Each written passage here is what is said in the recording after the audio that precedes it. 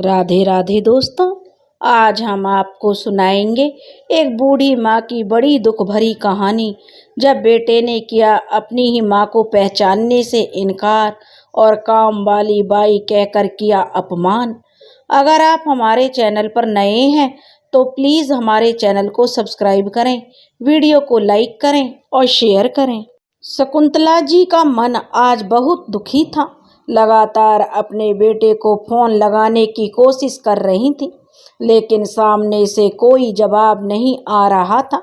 उन्होंने कई बार कोशिश की, लेकिन किसी ने भी फोन नहीं उठाया।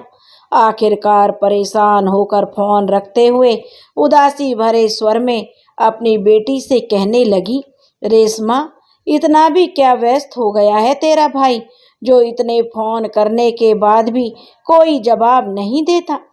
तभी अपनी माँ को हौसला देते हुए रेशमा बोली, अरे माँ, तुम भी हद करती हो।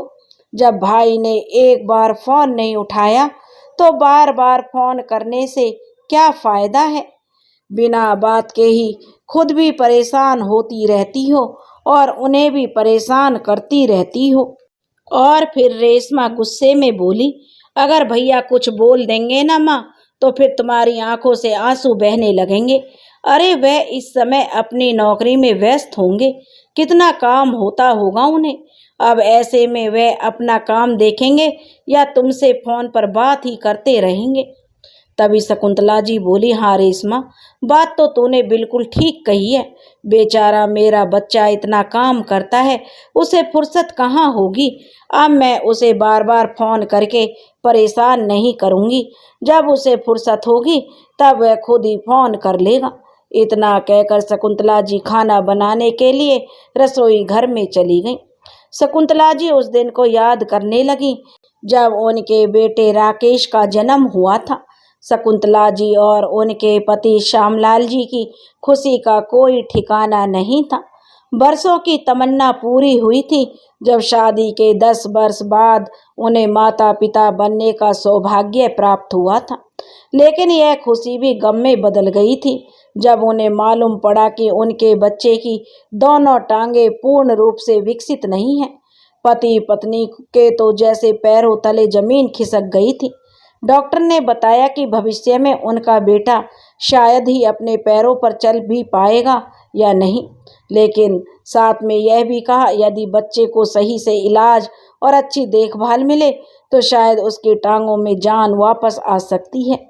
फिर साहस जुटाकर शकुंतला जी ने निर्णय लिया कि वह अपने बेटे की सेवा में दिन रात एक कर देगी। इस कारण उन्होंने अपनी सरकारी नौकरी से भी त्याग पत्र दे दिया और पूरी लगन के साथ अपने नन्हे राकेश की देखभाल में जुट गई थी। उधर श्यामलाल जी ओवर टाइम करके अपने बेटे के इलाज के लिए पैसा जुटाने लगे थे। देश के बड़े से बड़े अस्पताल में ले जाकर अपने बेटे का इलाज करवाया। ईश्वर की कृपा और माँ बाप की तपस्या का फल यह हुआ कि उनका बेटा 2-3 वर्ष में ही तंदुरुस्त हो गया। माँ बाप को तो मानो दुनिया की सारी धन दौलत ही मिल गई हो। उसके बाद उनके घर पर उनकी बेटी रेशमा का जन्म हुआ। हर माँ बाप की तरह शकुंतला जी और श्यामलाल जी के भी अरमान थे उनके बच्चे अच्छे से पढ़ लिख जाएं और बेटा अपने पैरों पर खड़ा हो जाए, चाहे उसके लिए उन्हें मन मारकर ही गुजारा क्यों ना करना पड़े। आखिर बेटा बुढ़ापे में हमारा सहारा बनेगा। ऐसी सोच रखते हुए उन्होंने अपने बेटे को कामयाबी के शिखर पर पहुंचाने के लिए कोई कसर बाकी नहीं छोड़ी थी। एक दिन अपने बेटे को कामयाब बनाने का सपना उनका यह भी पूरा हो गया, लेकिन उनके कुछ समय बाद ही श्यामलाल जी हृदयाघात के कारण इस दुनिया से चल बसे। अतीत की यादों में खोई शकुंतला जी भूल ही गई थीं कि उन्होंने गैस पर दूध चढ़ाया है। तभी रेशमा अंदर आई और बोली, ओहो माँ, कहाँ खो गई हो? सारा दूध उबल कर गिर गया है। शकुंतला जी हड़बड़ाकर सारा दूध साफ करने लगी। तभी फोन की घंटी बजने की आवाज़ आई। शकुंतला जी से जो रेशमा बोली, अरे माँ, लगता है तुम्हारे लाडले बेटे का फ़ोन आया है। कहते हुए रेशमा दौड़ कर गई और फ़ोन उठाकर स्पीकर पर लगा दिया। अभी उसने हेलो ही बोला था कि उसी समय राकेश भड़कते हुए बोला, क्या परेशानी है? क्यों बार बार फोन करके मुझे परेशान करती रहती हो? तुम्हें तो कुछ काम नहीं है। इसका मतलब यह तो नहीं कि बाकी सभी लोग भी खाली बैठे होंगे और तुम्हारे फोन का इंतजार करते रहेंगे। अब कुछ बोलोगी या मैं फोन रखूं? अपने भाई का ऐसा रूखा व्यवहार देखकर रेशमा हैरान रह गई और बोली, तुम मुझे कुछ बोलने दोगे तभी तो बोलूंगी ना भैया। यह सुनकर राकेश चुप हो गया तो रेशमा ने कहा, मुझे कोई काम नहीं था भैया, लेकिन माँ तो आखिर माँ है ना, इसलिए तुम्हारी चिंता उसे सताती रहती है। लेकिन तुम्हारा यह व्यवहार देखकर भी वह मानने को तैयार ही नहीं होती। अब उनका बेटा उनका नहीं रहा। तभी शकुंतला जी उसके हाथ से फोन खींचते हुए बोली, यह कैसी बातें कर रही है रेशमा? कोई तमीज है या नहीं? अपने बड़े भाई से कोई इस तरह से बात करता है क्या? चल जा यहाँ से। रेशमा आंखों में आंसू लिए वहाँ से चली गई। तभी शकुंतला जी फोन पर अपने बेटे से बातें करने लगी। तभी राकेश गुस्से में बोला, माँ बहुत जुबान चलने लगी है इसकी, छोटे बड़े का लिहाज ही नहीं है। फिर कहने लगा, अच्छा माँ, मुझे कुछ पैसों की ज़रूरत है। दरअसल बात यह है, मैंने कुछ समय पहले ही घर का रिपेयर का काम शुरू करवाया है और कुछ दिनों से आपकी बहू की भी तबीयत ठीक नहीं लग रही है। उसे भी डॉक्टर के पास लेकर जाना है, इसलिए महीने का बजट भी गड़बड़ा गया है। आपसे ही हो सके तो कुछ पैसों का इंतजाम कर दो, बाकी सब कुछ मैं देख लूँगा। एक बार घर के रिपेयर का काम भी हो जाए, उसके बाद मैं आप दोनों को यहीं बेंगलुरु में अपने पास बुला लूँगा। फिर हम सब एक साथ यहाँ रहेंगे, इसलिए तो घर की रिपेयर करवा रहा हूँ। फिर शकुंतला जी बोली, कोई बात नहीं बेटा, पैसों का इंतजाम तो मैं करवा देती हूँ। बस यह बता कि तुझे कितने पैसे चाहिए और कितने समय के लिए चाहिए। अपनी माँ की बात सुनकर राकेश को गुस्सा आ गया और बोला, ये क्या बात हुई माँ? कितने समय के लिए चाहिए से आपका क्या मतलब है? फिर शकुंतला जी मायूसी भरे स्वर में बोली, दरअसल बेटा बात यह है, अब ले देकर हमारे पास केवल यह घर ही बचा है, इसके अलावा तो कुछ और है भी नहीं हमारे पास। यहाँ तक कि अपने सोने के जेवर भी मैंने रेशमा के लिए जो रखे थे वो भी मैं तुझे दे चुकी हूँ। जब तूने कहा था कि रीतू की माँ यानी कि समदन जी बहुत बीमार हैं, तब उनके इलाज के लिए तुम्हें पैसे चाहिए थे बेटा। तूने तब कहा था कि मैं जल्दी से पैसे लौटाकर आपके गहने आपको वापस कर दूंगा, लेकिन वह भी तुमने अब तक नहीं दिए। बेटा तेरी बहन भी अब छोटी बच्ची नहीं रही, कॉलेज में पढ़ रही है। 2-4 साल बाद उसकी शादी के बारे में भी सोचना है। राकेश बोला, अरे माँ तुम इस बात की चिंता बिल्कुल मत करो, तुम्हें कुछ करने की ज़रूरत नहीं पड़ेगी, मैं सब संभाल लूँगा। बस एक बार रिपेयर का काम ख़त्म हो जाने दो, उसके बाद मैं सबसे पहले आपके जेवर ही छुड़वाऊँगा, बाकी की उधारी बाद में चुकता करूँगा। बेटे की यह बात सुनकर शकुंतला जी बोली, ठीक है बेटा, कितने पैसे चाहिए तुम्हें? मैं कहीं से पैसों उधार लेने का इंतजाम करती हूँ। फिर राकेश बोला, माँ इस बार मुझे कुछ ज़्यादा पैसों की ज़रूरत है, 8-10 हज़ार रुपये से तो काम नहीं चलेगा। इस बार मुझे कम से कम 5 लाख रुपए की सख्त ज़रूरत है। बेटे की यह बात सुनकर शकुंतला जी हैरान रह गई और सोचने लगी, इतनी बड़ी रकम का इंतजाम मैं कैसे करूँगी।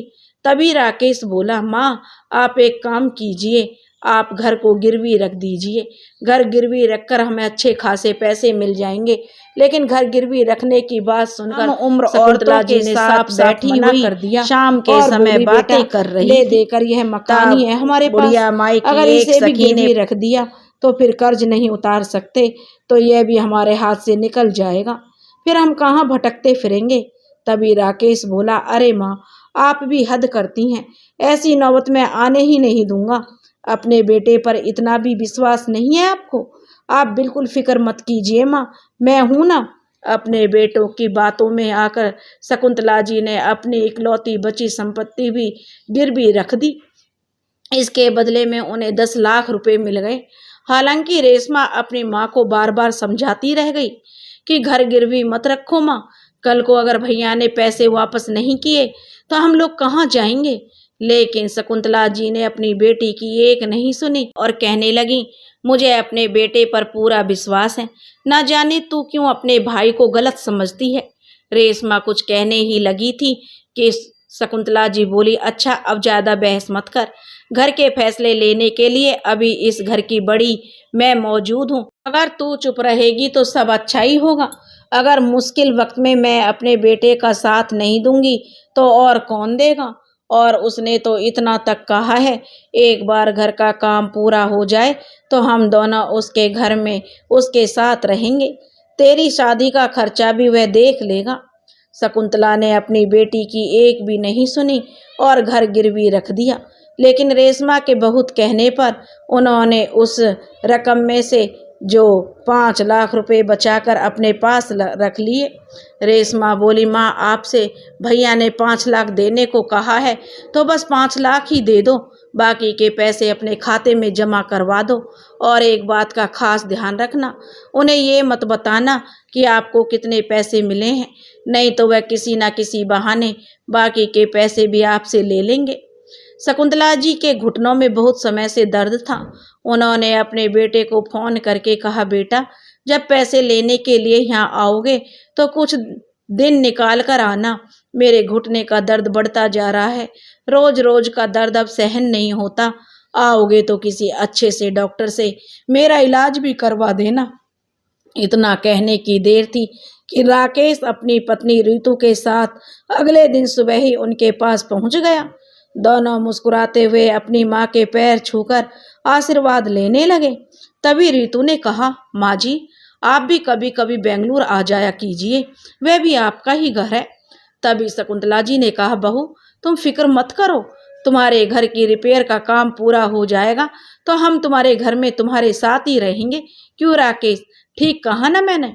इतनी बात सुनते ही रीतू के चेहरे की मुस्कुराहट तो जैसे कहीं गायब हो गई और राकेश को घूर कर देखने लगी। तभी राकेश भी झूठी मुस्कुराहट के साथ बोला, हाँ रीतू, माँ ने हमारे घर की रिपेयर के लिए सारी रकम का इंतजाम कर लिया है। अब जल्दी से घर की रिपेयर हो जाएगी तो फिर वो हमारे साथ ही रहेंगे। राकेश का इशारा समझकर रीतू अपने चेहरे पर फीकी सी मुस्कान बखेरते हुए बोली, अरे हाँ, वो आप लोगों का ही तो घर है, और फिर जब तक घर में कोई बड़ा बुजुर्ग ना हो तब तक घर घर नहीं कहलाता।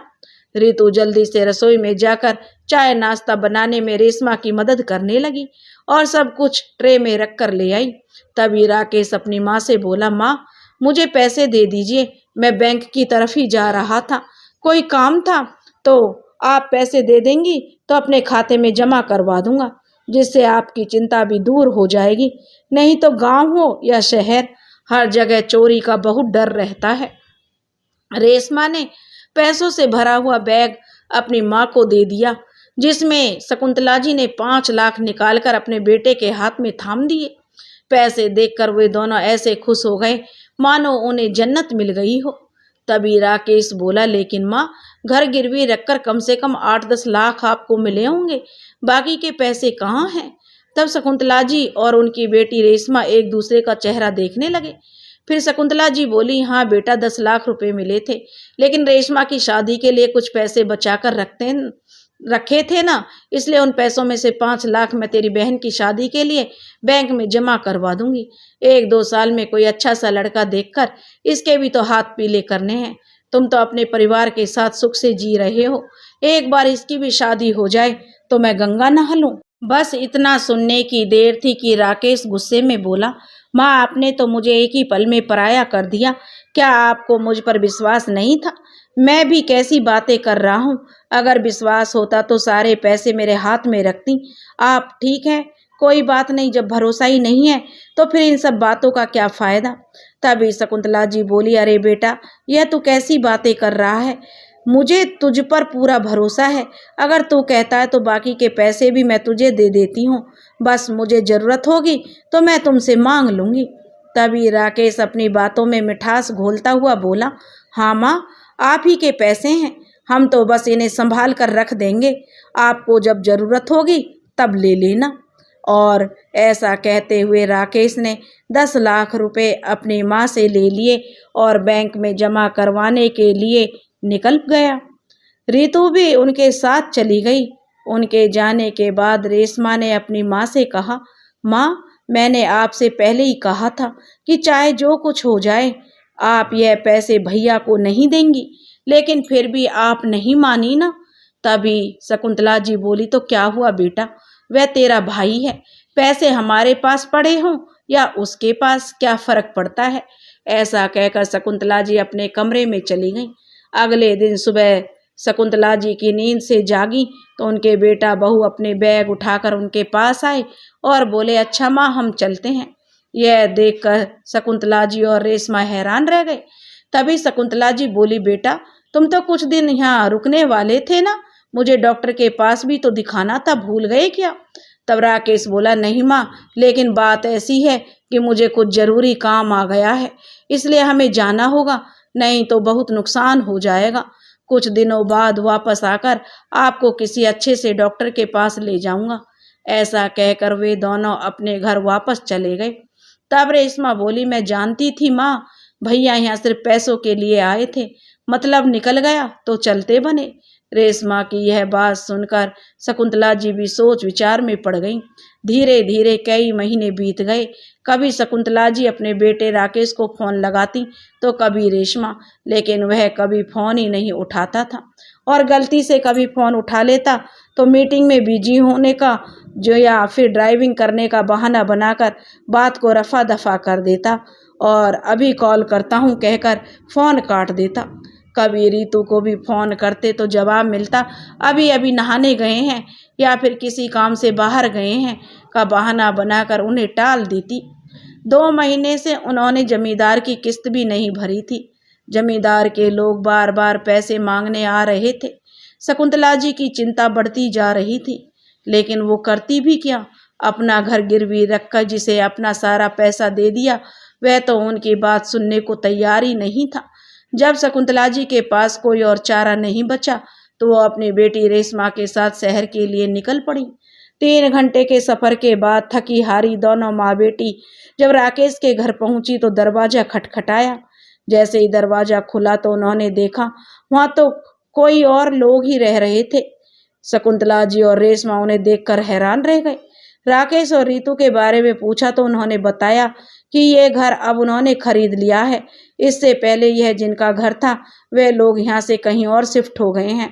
लेकिन जब रेशमा ने उनसे पूछा कि वे लोग कहाँ रहते हैं तो वो बोले, हमें इस बारे में कोई जानकारी नहीं है। यह सुनकर शकुंतला जी और रेशमा निराश हो गईं। वे स्वयं को बहुत लाचार महसूस कर रही थीं। उस शहर में वो किसी और को भी नहीं जानती थी, इसलिए वो कहीं और भी नहीं जा सकती थी। लेकिन रेशमा ने हिम्मत नहीं हारी। उसने फिर से अपने भाई को फोन लगाया, लेकिन अब भी राकेश ने फोन नहीं उठाया। रेशमा आसपास के लोगों से पूछने लगी, लेकिन किसी को कुछ मालूम नहीं था। थक हार कर वे लोग अभी वापस जाने ही लगे थे कि इतने में एक कोरियर वाला आया जो राकेश के नाम का पार्सल लेकर आया था। राकेश को वहां न पाकर वह पार्सल पर लिखे नंबर पर फोन करने लगा और बोला, सर, मैं आपका पार्सल लेकर आया हूँ, आप मुझे अपना नया एड्रेस बता दीजिए, मैं वहीं आ जाता हूँ। रेशमा ने जब यह बात सुनी तो उसके दिमाग में एक आइडिया आया। वो कोरियर वाले से बोली, भैया, कहीं आप राकेश से बात तो नहीं कर रहे थे। तभी कोरियर वाले ने उसकी ओर देखा और बोला, जी हाँ, उन्हीं से बात कर रहा था, लेकिन आप यह सब क्यों पूछ रही हैं। रेशमा बोली, भैया, दरअसल वो मेरे भाई हैं, आज उनका जन्मदिन है और हम उन्हें सरप्राइज देना चाहते थे, इसलिए हम उन्हें बिना बताए ही आ गए।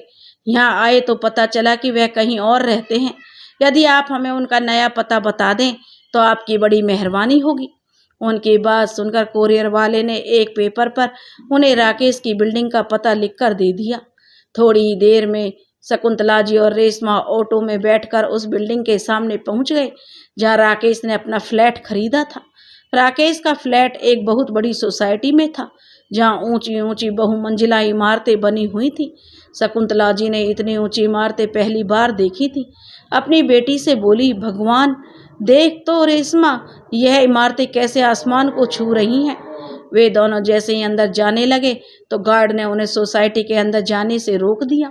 कोरियर वाले ने तो गार्ड को पार्सल पकड़ाया और नाम बताकर चलता बना, परंतु वो माँ बेटी सोसाइटी के बाहर खड़ी खड़ी राकेश का इंतजार करती रही। कई बार गार्ड को नाम बताकर कहा कि मेरे भैया को खबर कर दीजिए, उनकी माँ और बहन गांव से आई हैं, लेकिन गार्ड को उनकी बातों पर यकीन नहीं था। शकुंतला जी एक पुरानी सी साड़ी पहने हुए थी। रेशमा ने भी बहुत साधारण से सलवार सूट पहना हुआ था।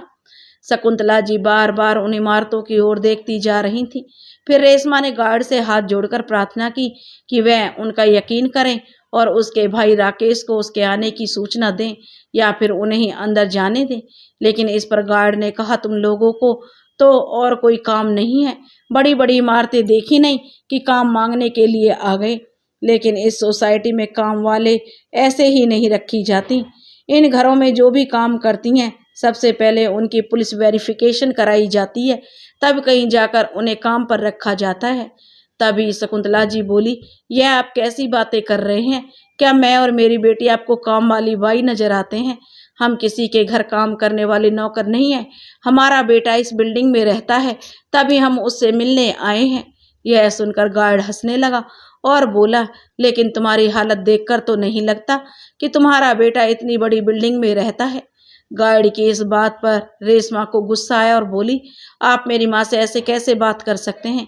क्या आपको बात करने की तमीज़ नहीं है? अगर मेरे भैया को पता चला कि आपने हमसे ऐसे बात की है तो वह आपको नहीं छोड़ेंगे। तभी उस बिल्डिंग में रहने वाला एक बुजुर्ग व्यक्ति आया और रेशमा से पूछने लगा कि आखिर बात क्या है। तब रेशमा ने सारी बात कह सुनाई। फिर उस बुजुर्ग व्यक्ति ने गार्ड से कहा, यदि वह कह रही है कि उसका भाई इस बिल्डिंग में रहता है तो मान क्यों नहीं लेते?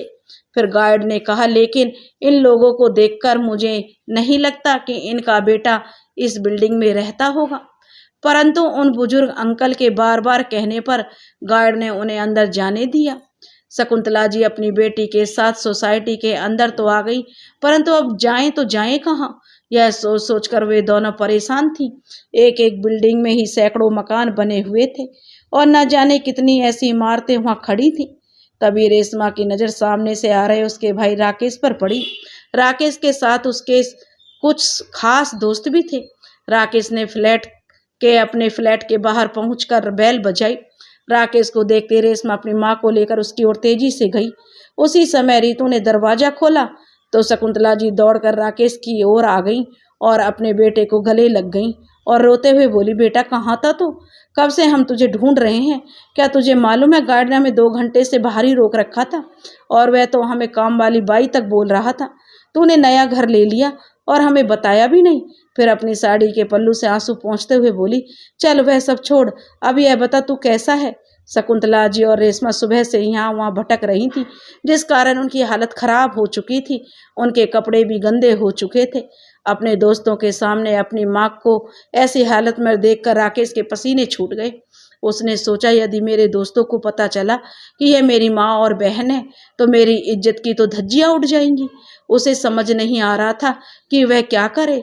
तभी रीतू ने कहा, अरे बिना मतलब के गले पड़ रहे हो, आप लोग कौन हैं? यहाँ क्या कर रहे हैं? फिर राकेश भी बोला, कौन हो तुम लोग? अगर तुम लोग यहाँ काम मांगने आए हो तो हमारे घर में पहले से ही काम वाली बाई लगी हुई है। अपने बेटे के मुंह से यह सब सुनकर शकुंतला जी को तो जैसे काटो तो खून नहीं। वह जड़वत खड़ी हुई और उसे देखती रह गई। सोचने लगी, जिस बेटे के लिए उन्होंने आज तक इतना त्याग किया, कैसे वह बेटा आज अपनी माँ को पहचानने से इनकार कर सकता है। आप शकुंतला जी की आंखों से तो जैसे आंसुओं का झरना फूट पड़ा। तभी रेशमा आगे बढ़कर अपनी माँ के आंसू पोंछने लगी और गुस्से से बोली, भैया क्या सचमुच आप नहीं जानते यह कौन है? यह वही बदकिस्मत माँ है जिसने आप जैसे नालायक बेटे को जन्म दिया है। अपनी पूरी जिंदगी आप पर न्यौछावर कर दी। यह वही माँ है जिसके प्यार और विश्वास को धोखा देकर आज तुम इस आलीशान सोसाइटी में रह रहे हो।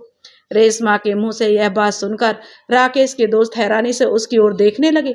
तभी राकेश बोला, 2 पैसे की औकात नहीं है और मुझे ज्ञान दे रही है? न जाने कहाँ कहाँ से चले आते हैं। अपने बेटे के मुंह से जिल्लत भरे शब्द सुनकर शकुंतला जी के सब्र का बांध टूट गया। उन्होंने एक कदम आगे बढ़ाया और अपने बेटे के मुंह पर एक जोरदार तमाचा जड़ दिया और गुस्से में चिल्लाते हुए बोली, शर्म नहीं आई तुझे अपनी बहन के साथ इस तरह से बातें करते हुए? तभी रीतू बोली, तुम्हारी हिम्मत कैसे हुई मेरे पति पर हाथ उठाने की? उसके इतना कहने की देर थी कि शकुंतला जी ने उसे भी एक थप्पड़ रसीद कर दिया। काश ये थप्पड़ मैंने उसी समय लगा दिया होता जब तूने मुझसे मेरे सारे गहने लेकर बेचकर खाए थे। लेकिन सारी गलती मेरी ही थी। मैं ही अपने बेटे के प्यार में इतनी अंधी हो गई थी कि अपनी बेटी की एक बात भी नहीं सुनी। वह मुझे हमेशा चेतावनी देती रही थी, कुछ पैसा अपने लिए बचा कर रखो, लेकिन मैं ही तुझ जैसे नालायक पर भरोसा करके अपना सब कुछ तुझे दे दिया। काश मैंने अपनी ममता को दरकिनार करके अपना सब कुछ तुझे ना दिया होता तो आज मेरी और मेरी बेटी की ये हालत नहीं होती। तभी राकेश गुस्से में बोला, तो कोई एहसान नहीं किया तुमने वह पैसा देकर? जो कुछ भी तुमने किया वह फर्ज था तुम्हारा। तुम कोई अनोखी माँ नहीं हो। अपनी सभी माँ बाप अपने बच्चों के कामयाब बनाने के लिए त्याग करते हैं। फिर शकुंतला जी ने कहा, ठीक है बेटा, तूने मेरा प्यार देखा है लेकिन गुस्सा नहीं देखा। अगर मैं अपनी भरपूर कोशिश करके तुझे तेरे पैरों पर खड़ा कर सकती हूँ तो मैं तुझ जैसे नालायक को जमीन पर गिराकर सबक भी सिखा सकती हूँ। उसी समय शकुंतला जी ने पुलिस को फोन लगाया। थोड़ी देर में वो बुजुर्ग अंकल जिन्होंने शकुंतला जी और रेशमा की मदद की थी वहाँ पहुँच गए और उनके साथ सोसाइटी के अन्य लोग भी आ गए। बुजुर्ग अंकल बोले, ऐसी औलाद से तो औलाद ना होना ही अच्छा है। कम से कम माँ बाप को यह दिन तो देखना नहीं पड़े। सोसाइटी के सभी लोग राकेश और उसकी पत्नी रितु पर उंगली उठा रहे थे। थोड़ी देर में पुलिस भी वहां पहुंच गई और शकुंतला जी की शिकायत पर राकेश को गिरफ्तार कर लिया गया। अब तो राकेश और उसकी पत्नी रितु की आंखें बाहर आ गईं। वे दोनों शकुंतला जी से माफी मांगने लगे, उनके पैरों में गिर पड़े। जेल की सजा से बचाने के लिए राकेश के पास केवल एक ही रास्ता था, वो अपनी माँ का सारा पैसा वापस लौटा दे। लेकिन अपनी माँ को लौटाने के लिए अब उसके पास पैसा नहीं था, इसलिए उसे अपना नया फ्लैट अपनी माँ के नाम पर करना पड़ा। रेशमा और शकुंतला जी अब आराम से अपने गांव वाले मकान में ही रहती हैं और नए फ्लैट को किराए पर देकर जो पैसा आता है उससे अपने मकान की किस्त चुका रही हैं और सुखपूर्वक जीवन व्यतीत कर रही हैं। दोस्तों, अगर आपको यह स्वार्थ का रिश्ता कहानी पसंद आई हो तो प्लीज़ हमारे चैनल को सब्सक्राइब करें, वीडियो को लाइक करें और शेयर करें। राधे राधे।